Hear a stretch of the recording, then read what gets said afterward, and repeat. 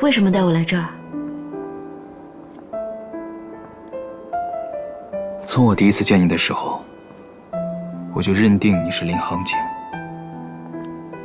我一直告诉自己，我不可能认错，也绝不会认错。但直到今天，我感受到一种前所未有的无助。我不断地想要去证明你是他，可是我身边的人、线索都告诉我不是。副司令，你别说了，今天是最后一次。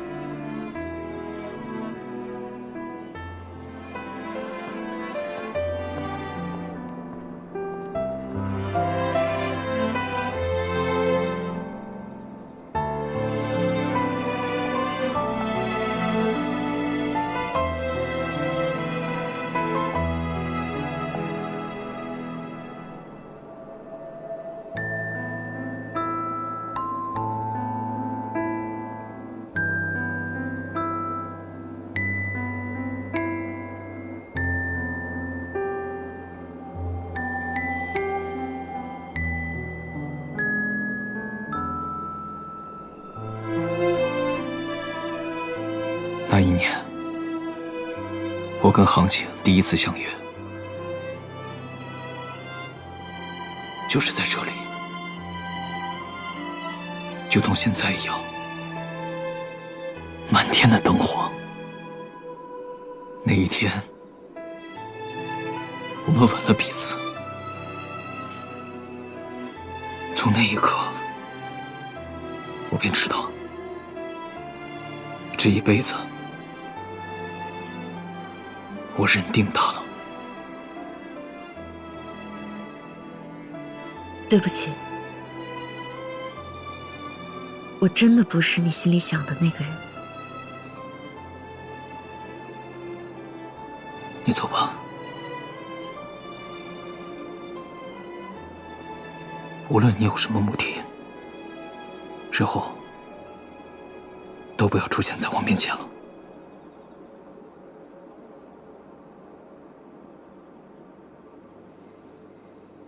校服，我做了一场梦，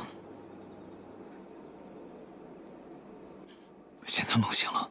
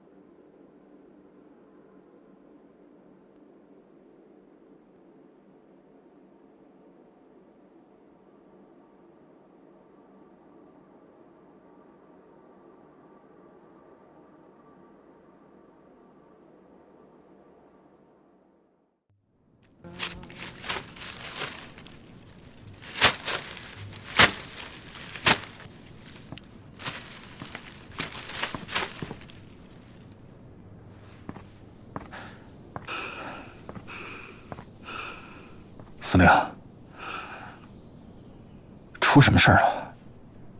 日本人居然许诺京城，如果他同意签订共荣书，满洲政府成立之后，就让金城做4省主席。您帮日本人做了那么多事，好处全让他金城捞着了。这是为他人做了假医生。可我居于京城之下，他们若能与京城合作，又何必找我呢？有京城在，就没有我的位置。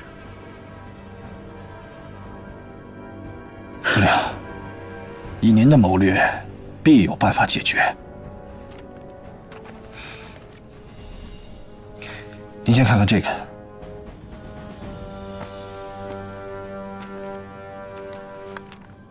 萧北辰和程灵私下见面了，这是拍到的照片。其实金城在南京的眼线早已传出，中央正在拉拢引军，想让萧海山背弃金城，倒戈南京。不过之前南京方面几次派人来找他们，萧家父子都没有搭理，所以金城就没有相信。现在好不容易被我抓到了，这条线也不枉费跟了那么多年。那您把这照片交给金城，他必会处死萧海山。到时候他能倚重的，也就只有您了。倚重？这次日本人倒是给我提了个醒儿：三分天下，不如一家独大。司令，您是想……你带上这些照片，明天我们到东平一趟。是。爹，你去见了程林。是。在这个敏感时期，这件事如果让总司令知道了，他会怎么想？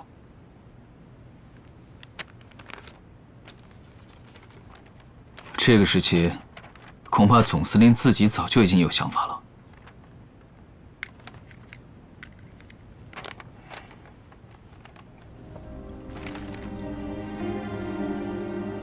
眼下，总司令早就和日本人在商议签署共荣书一事了。我知道，您一直坚信他会坚守底线，而如今呢？此次和总司令还有康敬雄共赴南京的路上，我一定要跟他好好谈一谈，问个清楚。我想总司令只是一时糊涂，让他悬崖勒马还来得及。您怎么至今对他仍抱有希望？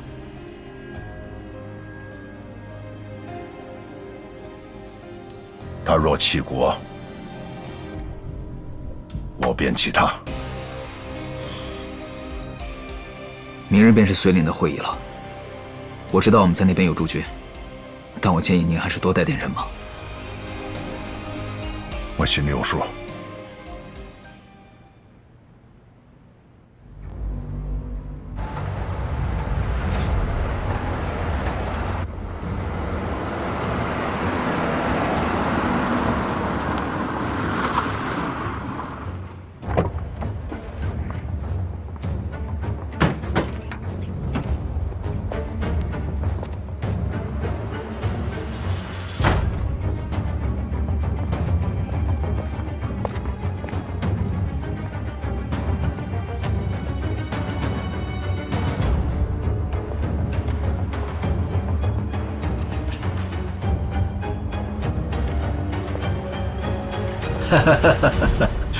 海山兄，别来无恙啊！康司令总是比海山先行一步啊。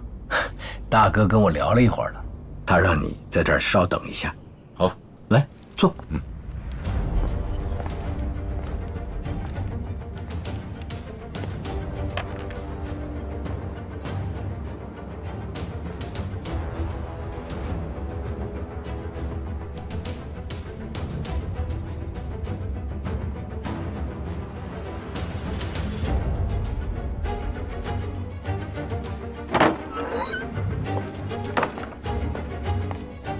萧司令，总司令有请。好。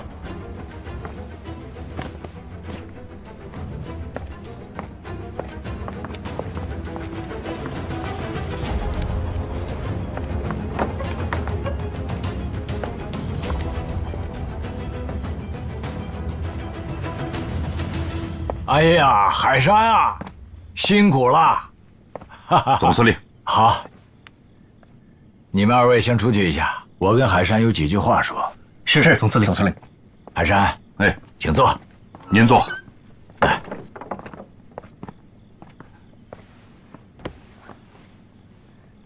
海山啊，今天真的是有一件很重要的事情，我想说，关系到裁军。这可是关系到我们的生死存亡，所以海山，我想听一下你的心里话。大哥，一旦开战，百姓流离失所，生灵涂炭。我们练兵千日，最后把枪口却指向自己的同胞，于军于民。我觉得现在最好的方案就是各处全都坐下来谈判。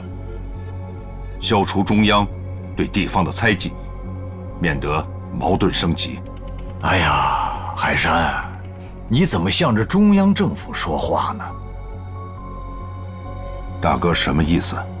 我看你现在是不是打算好了向中央政府倒戈？而且你也做好了对我取而代之的决定。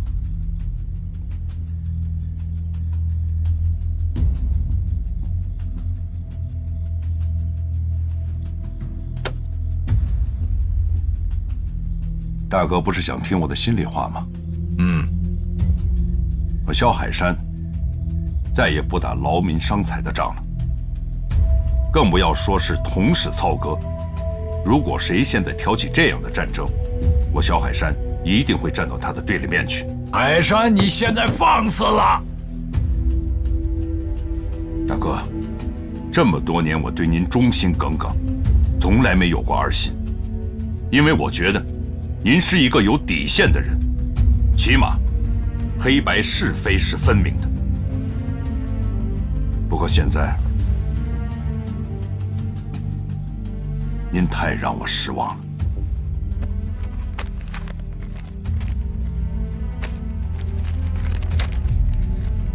请大哥给句话，这上面写的真的属实吗？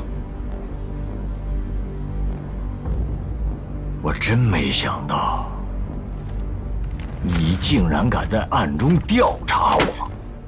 我也没想到，我一直辅佐的兄长，我的生死大哥，竟然跟日本贼寇勾结。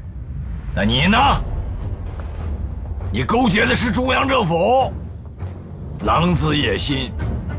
你是不是想让整个直北都姓萧？是不是这样？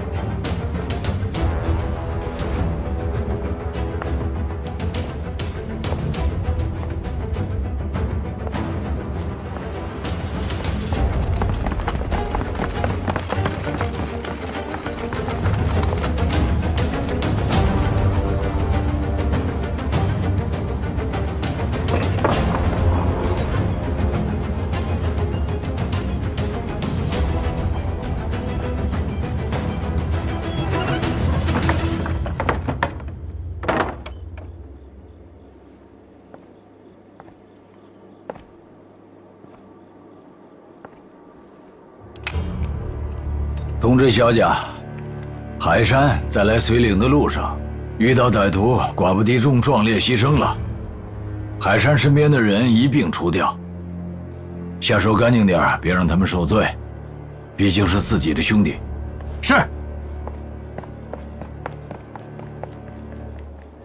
大哥，您别太过伤心了。萧司令，黄泉路上不会孤单。等一会儿，你们老兄弟俩就又能在一起了。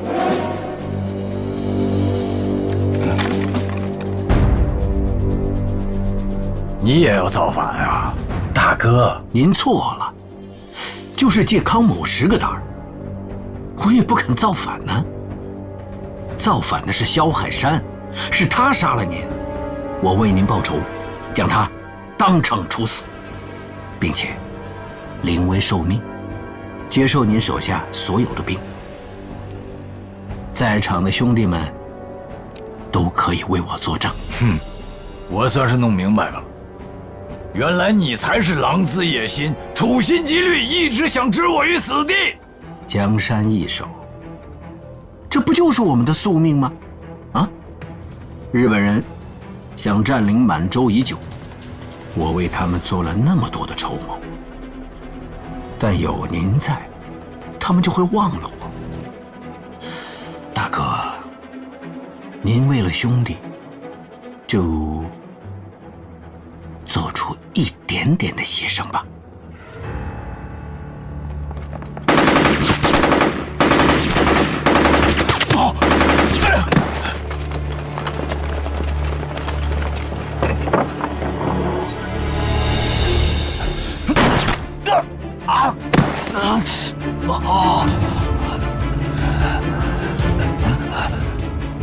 海山，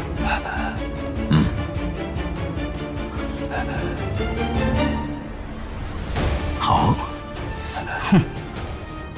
好一出暗度陈仓。我们不费点力气，怎么抓得住你呀？我萧海山的一切都是您给的，您现在杀我，我无怨无悔。但是我要跟你说，我要是死了，您今天就别想活着出去这个紫云山庄。你什么意思？如果我死了，现在是不是康敬雄杀您的最好时机呢？你想多了，他只带了4个卫兵。在来绥岭的路上，我发现了起码有5道军卡车的车辙，而在紫云山庄的外面，只停了他1辆车。这么多的兵都藏哪儿去了？还有，我刚进来的时候，我闻到了您贴身卫队长身上有一股强烈的檀香味道。康敬雄礼佛，大家都知道，这个味道是他屋子里独特的味道。这就说明您的贴身卫队长已经跟他密谋，而且谈了相当长的时间。如果我没猜错的话，这次开会定在绥岭，也是他的主意吧？这个地方，3军会合，调动军队是很容易的。大哥，萧家没有和成陵，还有南京政府达成任何协议，信不信由您。您现在杀我易如反掌，但是现在您的命只有海山能救了。让我调动我的军队，他们就在附近，随时候命。来啊！把他的枪给我下了！都别动！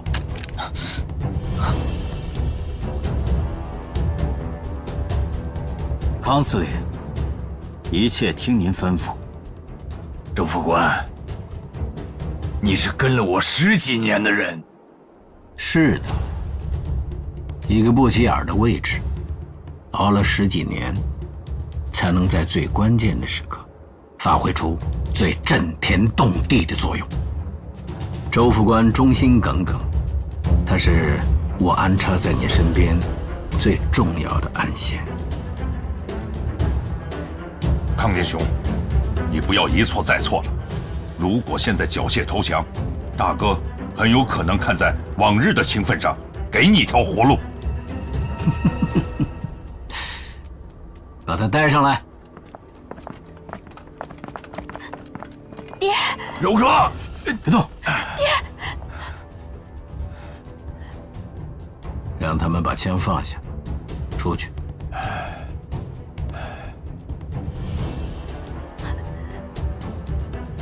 我说让他们把枪放下，出去！海山，让他们出去。听我的命令，放下枪，先退出去。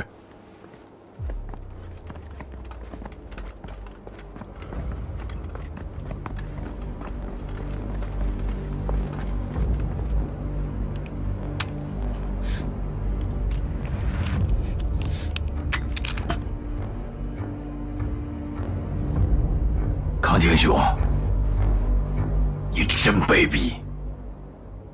舐犊情深，感人至极呀。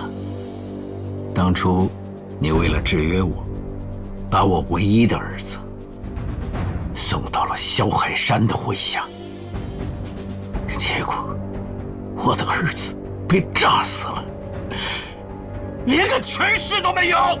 康宁雄，你也是打过仗的人，战场上枪弹无眼，况且昊天的牺牲那是意外，如果有什么怨气的话，就撒在我身上。你给我住嘴！当初要是没有你把我儿子送到瘾军手里，要是没有你把我儿子推到前线，他会死吗？新仇旧账，我要跟你们一起算。我要让你亲眼看看自己的孩子死在自己面前，那是一种什么感受？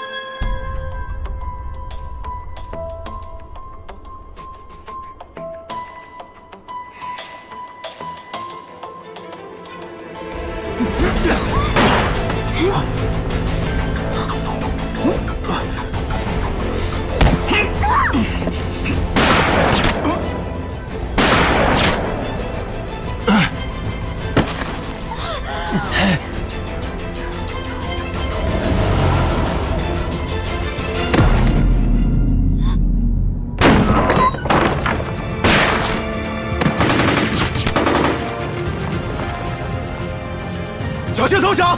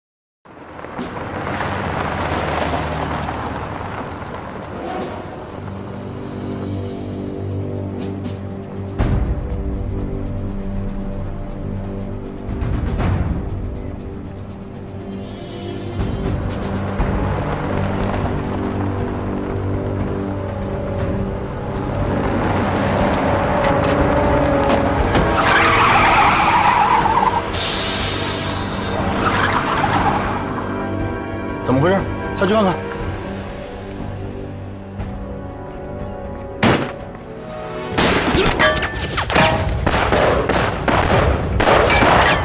下来！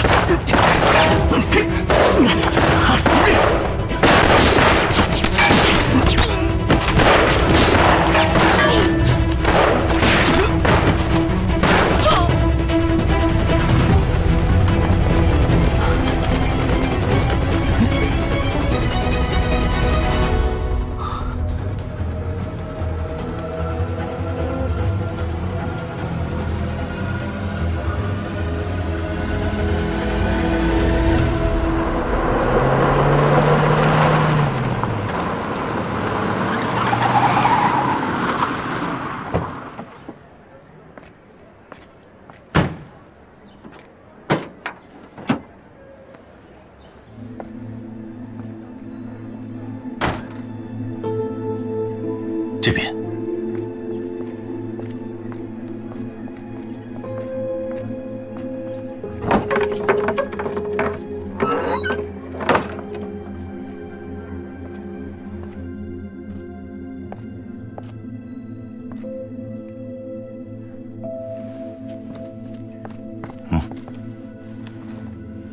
让康司令受惊了，实在抱歉。有你们这么救人的吗？差点把我的命都搭进去了。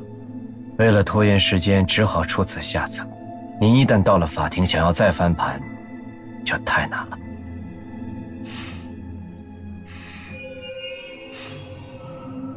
怎么样？周副官，他改口了吗？周先生，金司令是因为您的挟持而死的，这是毋庸置疑的事实。不管这件事情最后如何定夺，恐怕您的死罪都是难免的。既然都要死，何不领了康司令这份人情，让家人后半生的生活得到保障？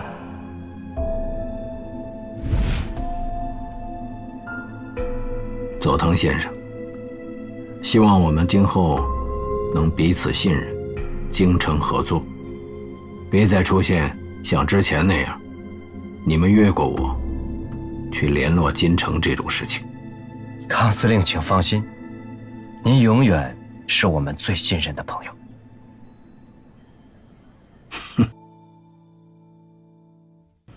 这是南京军事委员会通电全国的通稿。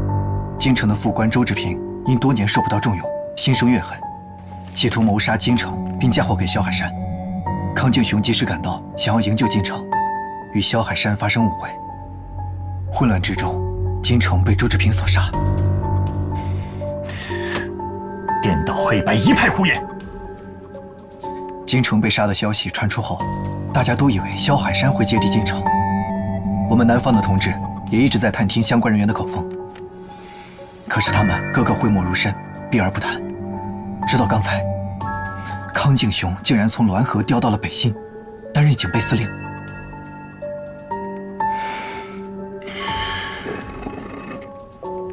事发之后，康敬雄一直被关在监狱里，能够帮助他在这么短时间之内翻云覆雨的，一定是日本人。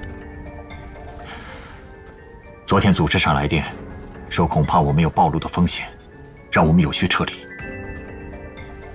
现在看来，还为时尚早。好了好了，不喝了，喝一口吧。不喝了，不喝。爹，大姐那边发电报来了，说所有事情都已经帮你安排好了，随时可以出发。我知道了。司令，哎，我还是跟你去吧。不是跟你说了吗？我这趟去美国就是为了复查啊，顺便把这个北望北翼给带回来。这俩小兔崽子洋墨水喝多了，我怕他们忘了祖宗。那我跟你去不是正好吗？你说不动他俩的时候，我还能敲敲边鼓。你是怕我跟他们较起真儿来，灭灭我的火吧？瞧你说的。哎呀，行了行了，不是跟你说过了吗？我这一走啊，家里离不开你，啊。反正我拗不过你。嗯。我去给你热热药。哎。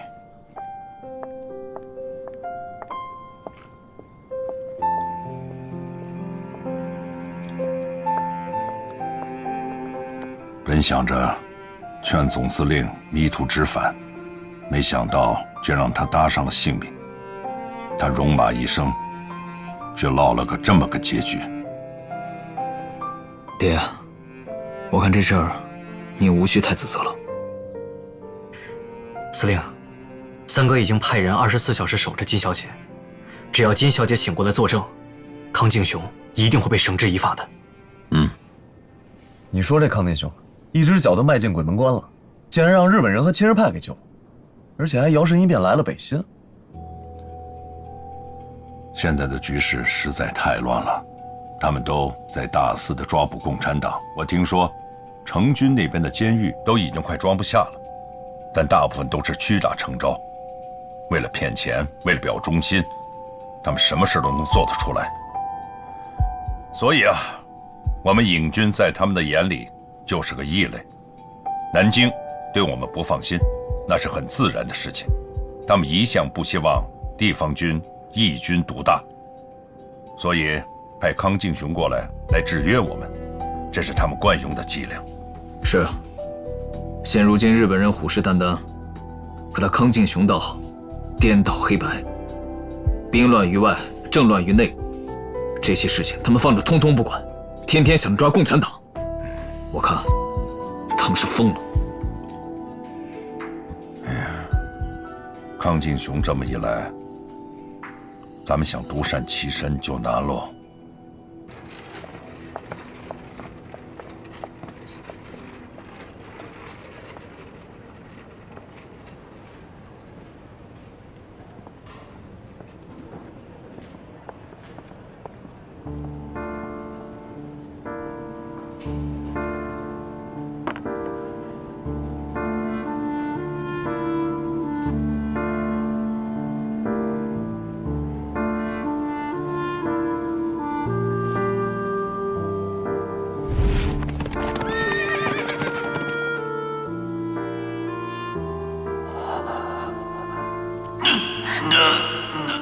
子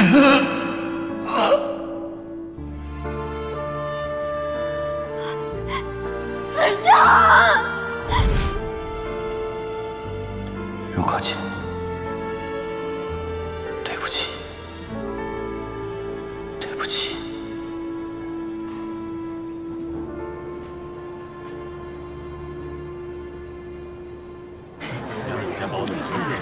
谢谢。走，好。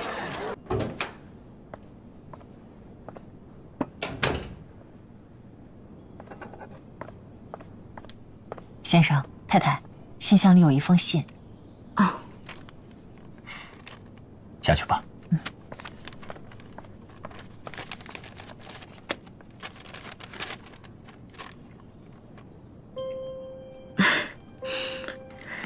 什么事这么高兴啊？是报社笔友米安的来信，他经常发表一些关于和平统一的文章。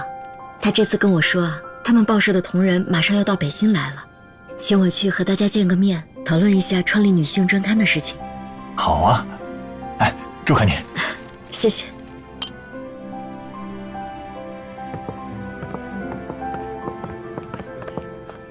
里面请。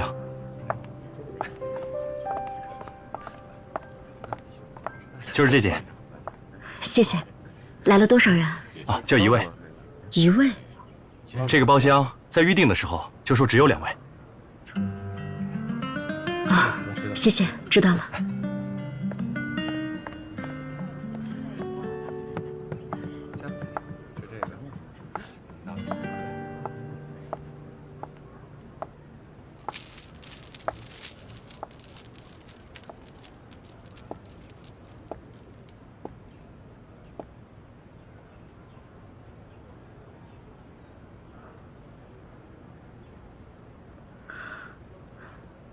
请问是笔友会的米安吗？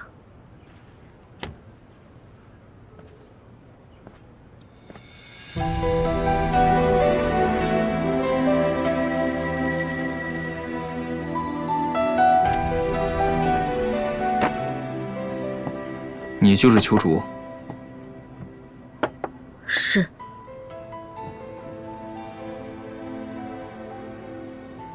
那么你是邱竹的话，青勇是谁？我不明白你在说什么。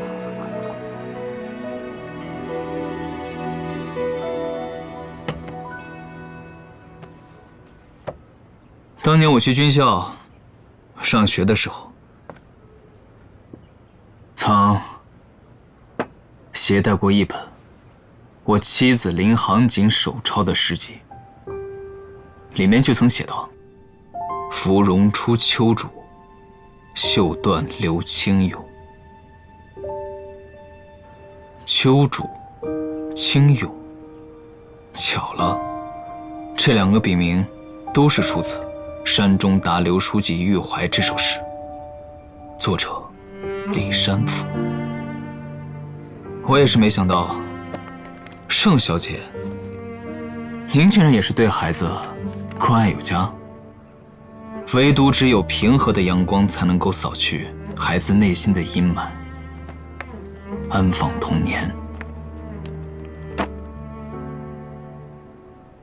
当年我太太林行景接诉我校服之时，也曾写过一篇这样子的文章，叫《无处安放的童年》。所以那封信是你伪造的？没错，或许是上苍看着我苦苦等待了5年，最终给了我这样一个机会。现在南京政府那边，副司令，你打算怎么办？是啊，拿着什么？共产党的刊物。你怎么看这个？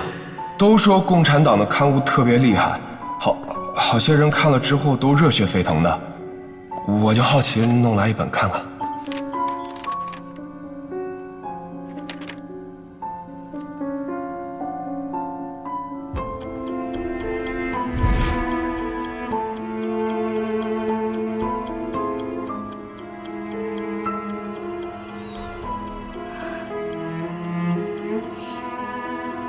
是，你说的没错，盛寒君就是领航景。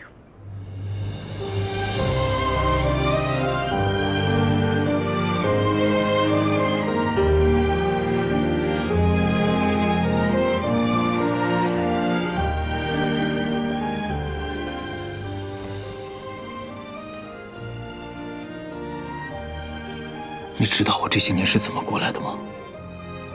所有人都告诉我，你我阴阳两隔，我却依然愿意相信你迟早有一天会回到我身边。当盛寒君回来的时候，藏在我心里面5年的希望又再一次被你点燃。为什么？为什么要硬生生的把这个掐断？对不起，三哥。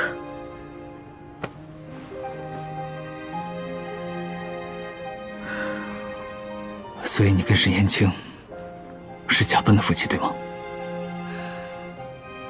当年我失去孩子，万念俱灰。秀儿告诉我，这一切都是你指使他做的。我只想永远的离开你。后来在躲你的路上，我偶遇了沈大哥。离开北新之后，我和沈大哥就辗转去了苏岭。在他和他同伴的影响下，我开始了新的生活。航景，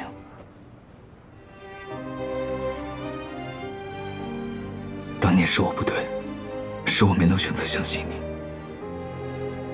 没能够保住我们的孩子，是我错了。我已经知道了，当年的一切全部都是郑凤琪的设计。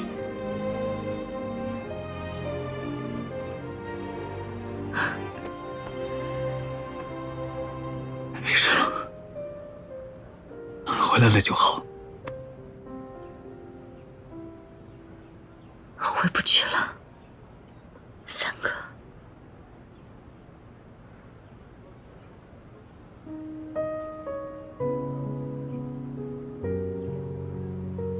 你说什么？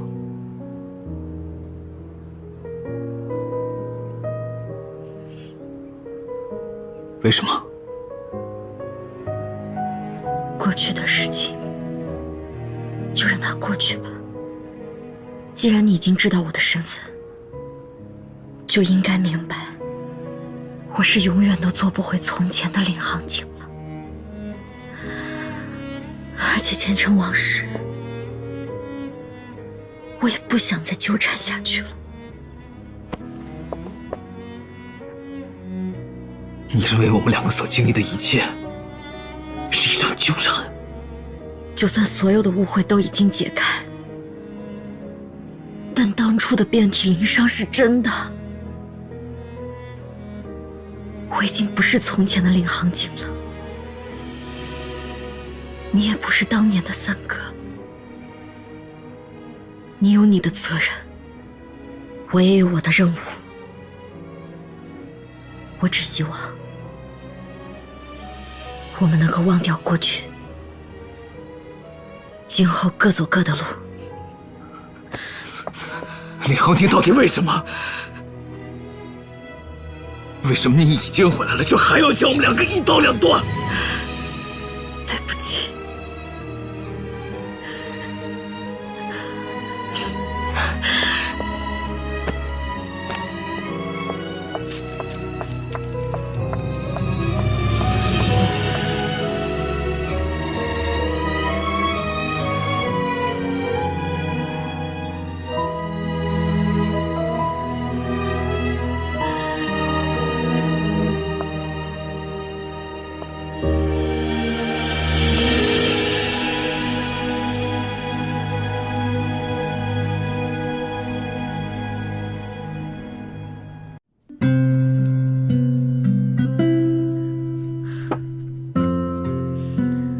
沈大哥，是我疏忽大意了。我没有想到，他还记得我多年前写过的文章，还能通过笔名联想到青勇。这不怪你。既然北辰早就起了疑心，他势必会调查到底的。沈大哥，你放心，我不会因为这件事情影响到大局。以后，我依然是沈太太，依然是沈寒君。还是那句话，我相信你能处理好个人感情和工作之间的关系的。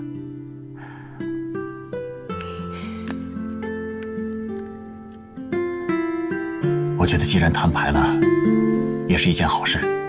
北辰能找你聊，就说明他没有把我们当敌人。本来组织上就想争取他，我们可以趁这次机会，跟他开诚布公地谈一次。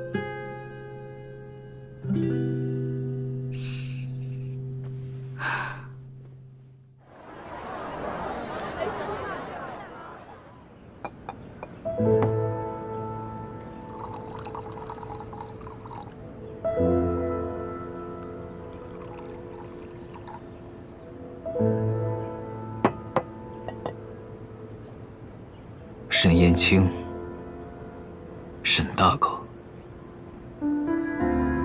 我叫你一声沈大哥，你骗了我这么些年。北辰，对不起。一句对不起就完了。6年前，我是因为长沙福建舰肇事案被组织派回北信的。我回来负责联络抵制日企的学生运动。你一向不推崇任何政党，为什么偏偏加入了共产党？我还记得你从小就反对打仗，现在不也成了影军副总司令了吗？我身不由己。还能有人逼迫萧北辰干你不愿意做的事啊？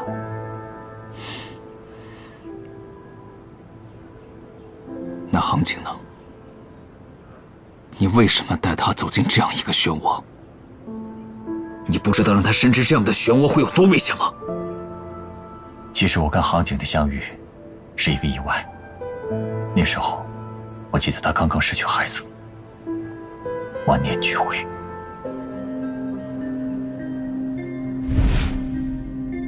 杭景一心想要离开北信，于是我带他去了苏联。在接触我们组织之后，便有了加入我们的志愿。为了完成考察任务，他变成了另一个人。我的孙女韩君多年前不幸失踪，我始终不敢相信这是一个事实，所以我一直都没有公布她的死讯。盛先生，谢谢你配合我们的工作。你应该叫我爷爷。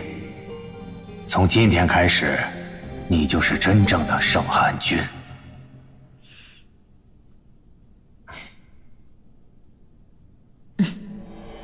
考察任务就是杭景作为红色资本家盛老爷子的孙女盛寒君，配合我前往南方，以创办盛世报业为掩护，转移爱国人士。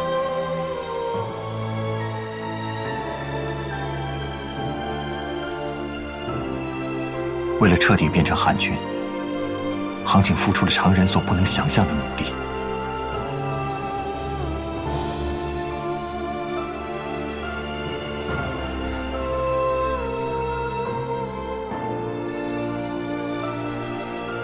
对他来说，这不单单是一次任务，也是一次重生。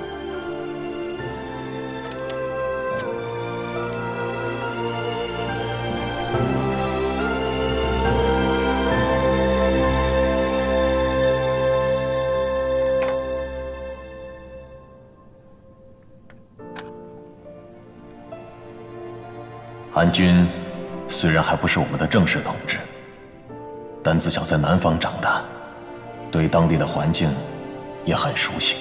还有呢，跟你的配合也默契，是完成这次任务的最佳人选。另外，你们2个需要假扮成夫妻，这样才不容易暴露。这是小克，他的父母也是我们的同志，在执行任务中牺牲了。从现在开始，他就是你们2个的孩子。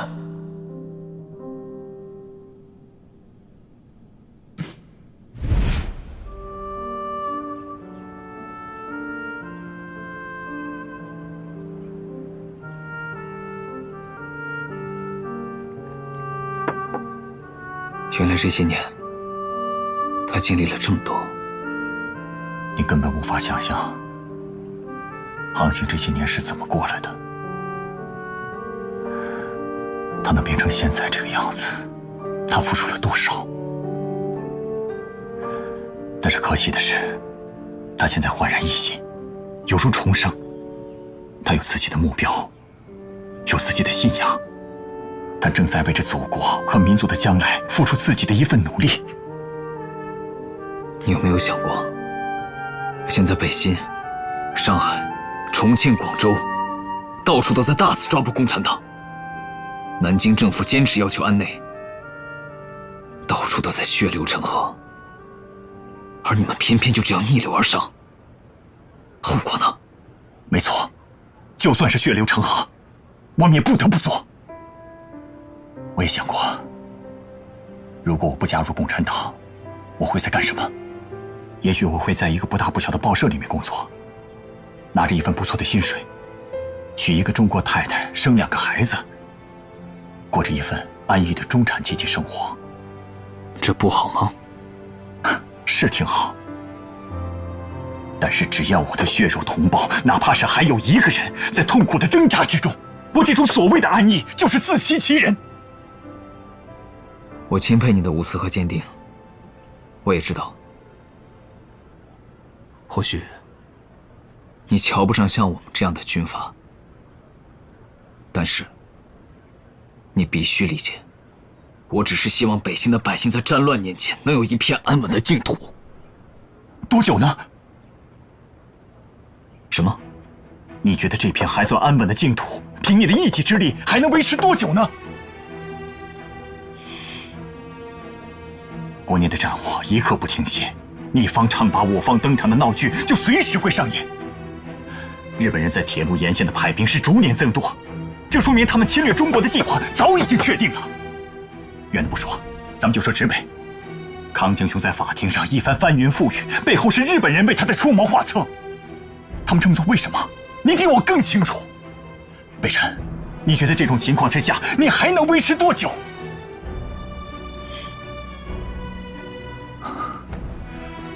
各大派系统治了中国这么多年，他们除了倒行逆施、争权夺利之外，他们可曾提过一项让人心凝聚、让国家富强的举措呢？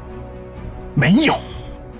新世界只有在推翻旧制度的基础上才能诞生，只有在推翻之后进行深入的改革，从根本上推陈出新，不然这种推翻就只是温和的变革，不会持久的。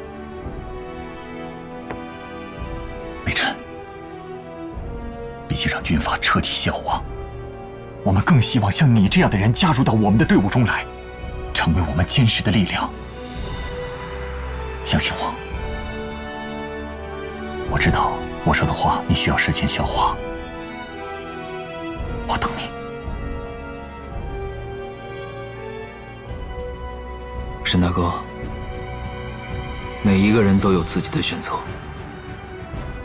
我知道，并且我也理解，你们对于信仰的坚持，也随时做好了牺牲的准备。你此前与你伙伴的所作所为，我不再追究。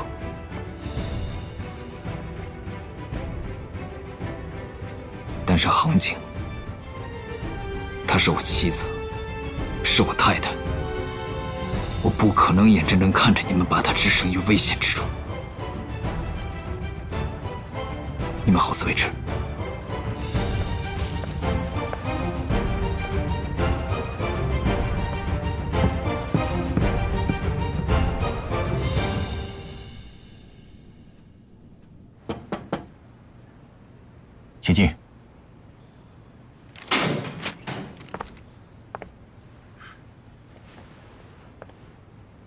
先生。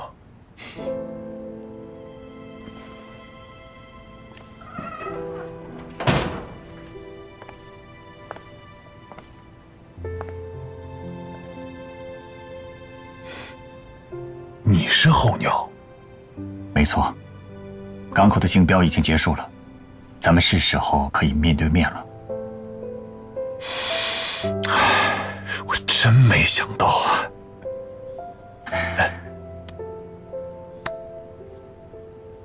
来，请坐。候鸟竟然是时报的沈先生。你这次亲自出面约我，有什么重要的事情吗？丁先生，咱们的任务已经可以告一段落。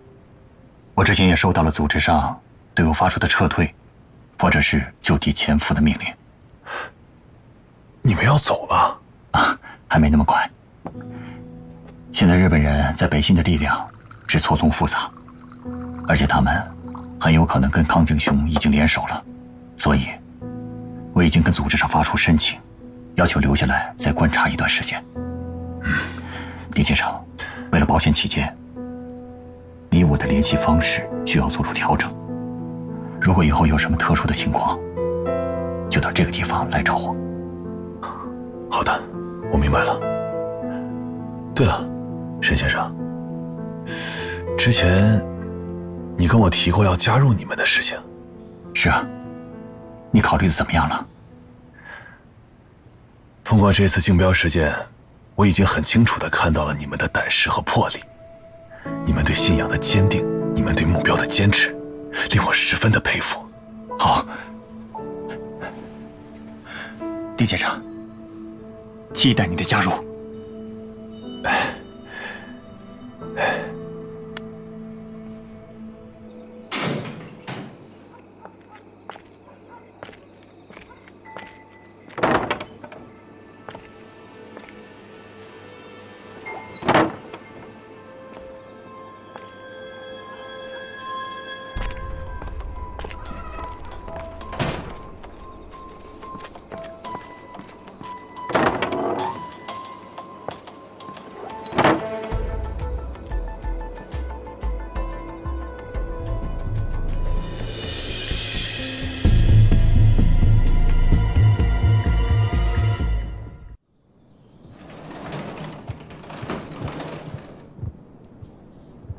会长，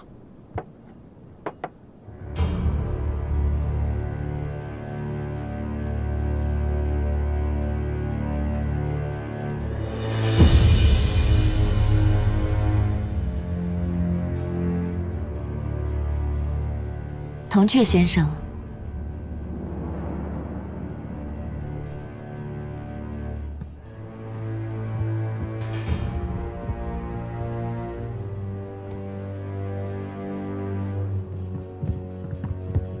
这次穆先生主动联系我们，可是上次拜托您调查的事情有结果了。我母亲最近身体怎么样？您还没有回答我的问题。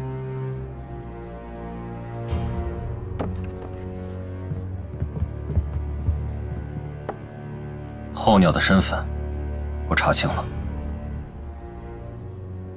穆先生真是个孝子。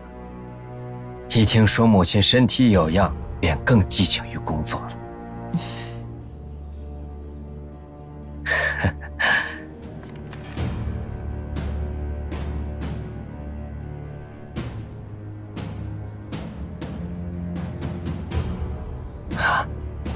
你放心，令堂在我们的疗养院里生活安稳，日方的特效药已经控制住了他的病情，一切都不用担心。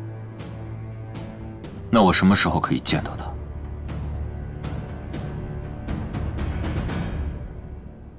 穆先生，我要提醒你，游戏已经开始了，我们都要遵循游戏的规则，不是吗？我呢，确保令堂身体无恙，而您呢，要为我们安心工作，有来有往，就是这个游戏的规则。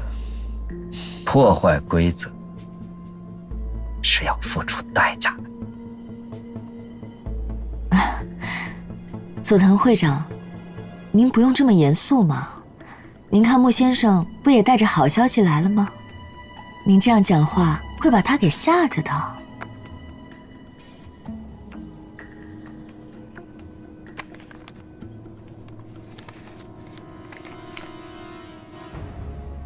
沈燕青，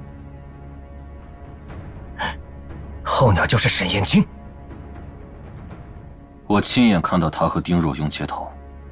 如果沈燕青是共党的话，那盛寒君……好啊，是这样，怪不得萧北辰迟迟抓不到共党，原来不是他抓不到，是他根本不想抓。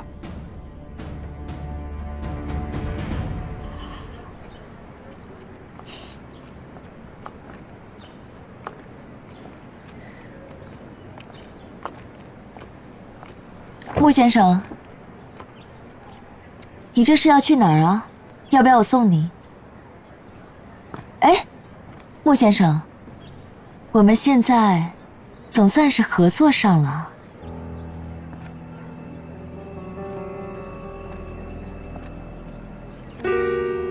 我看你恐怕是想多了。我们从始至终都不是一路人，也不可能成为一路人。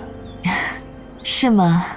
可是我们现在可是在同一个屋檐下工作呢，你是不是也从来没有想过，有一天会为日本人做事啊？哼。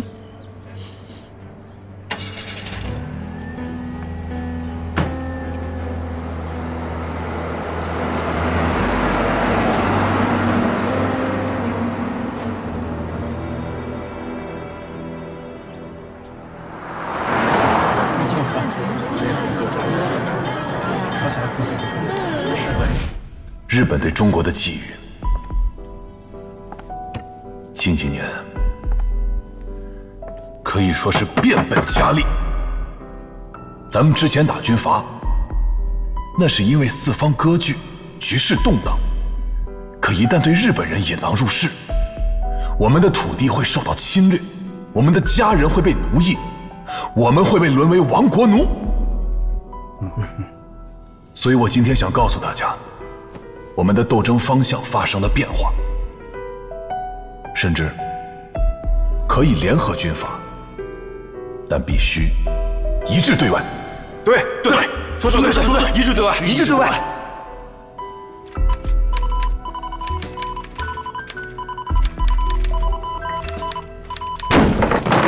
别动。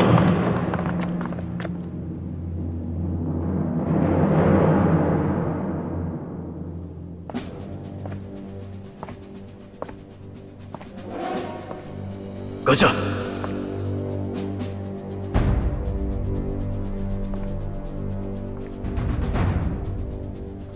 穆先生，您不认识我，但我非常了解您。在下佐藤丸雄，多指教。希望今天的谈话之后，我们能够达成某种一致。不过有件事，我还是想向穆先生道歉。在您离开的这段时间，我擅自做主，将令堂接到了我们日方的疗养院。你绑架了我娘。令堂的肺病每况愈下，已经到了生死攸关的地步。不过您放心，我们日方提供了特效药，加以治疗。现在已经基本稳定了老人家的病情。穆先生，这一切都是我们想要合作的诚意呀。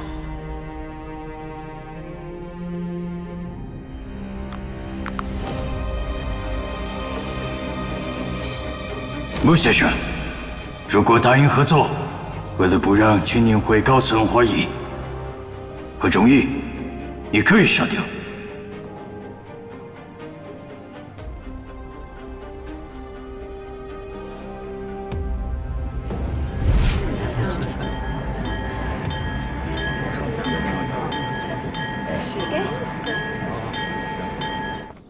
要加强这一项。副司令，南京方面的电令。你看这个位置，还有这儿。